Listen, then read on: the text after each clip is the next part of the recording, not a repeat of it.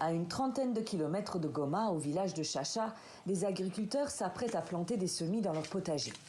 Mais ici, ce geste ancestral exige des tenues de protection et une technique particulière, à cause d'un nouveau produit utilisé pour fertiliser les terres, l'urine humaine.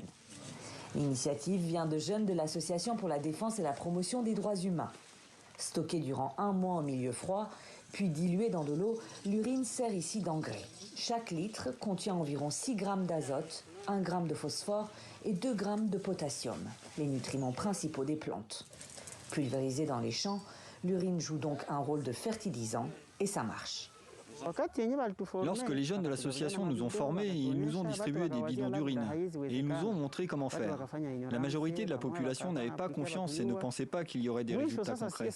Il y avait de la méfiance au départ, mais au sein de l'association, on a vu que les urines ont un impact sur les plantes. Tu vois toi-même, les bananes là, ça pousse grâce aux urines. Il suffit de pulvériser les terres avant et après la plantation des semis pour obtenir des résultats sur la quantité et même sur la qualité de la production. Ils sont près de 100 agriculteurs à recourir désormais à cette méthode de fertilisation ici et dans les villages environnants, comme Gustave Mouniéré qui se réjouit de sa hausse de productivité.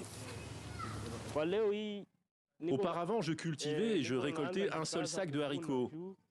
Mais aujourd'hui, je récolte au-delà d'un sac. Il n'y a pas de magie. Le secret que j'ai utilisé, c'est la technique des urines. L'un des membres de l'association m'a sensibilisé sur comment utiliser les urines. Et voilà, je commence à récolter de grandes quantités. Mais pour cela, il faut aussi disposer de grandes quantités d'urine. Au village, c'est désormais aussi une façon de gagner un peu d'argent. Un bidon de 20 litres d'urine se négocie à 12 000 francs congolais, environ 6 €. Des litres et des litres sont ainsi utilisés chaque semaine. La nuit, je réveille mes enfants pour qu'ils fassent pipi au même endroit. Moi et mon mari, c'est pareil. La nuit comme le jour, on n'urine plus n'importe où. Chaque jour, on remplit un bidon qu'on amène à l'association où ils nous donnent 12 000 francs congolais. Et le reste, on l'utilise dans notre propre champ. L'urine, une nouvelle solution pour obtenir de belles récoltes. Le bouche à oreille fonctionne bien en tout cas. Ici, au village de Kiliba, de nombreux cultivateurs l'ont adopté. Seul bémol, s'assurer de bien diluer et doser les solutions à base d'urine pour éviter une éventuelle toxicité pour les terres, les plantes et les humains. Essayer de faire tout pour que la quantité de la décomposition de ces urines arrive au milieu. La technique utilisée par les jeunes à présent pour ce qui concerne le développement en agriculture est vraiment efficace en matière d'amendement pour ce qui concerne l'utilisation des urines. Pourquoi nous disons ça?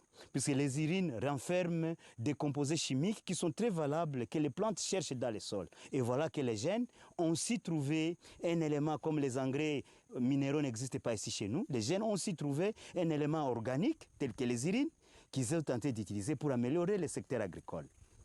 L'usage de l'urine comme engrais est une pratique très ancienne qui refait surface aujourd'hui.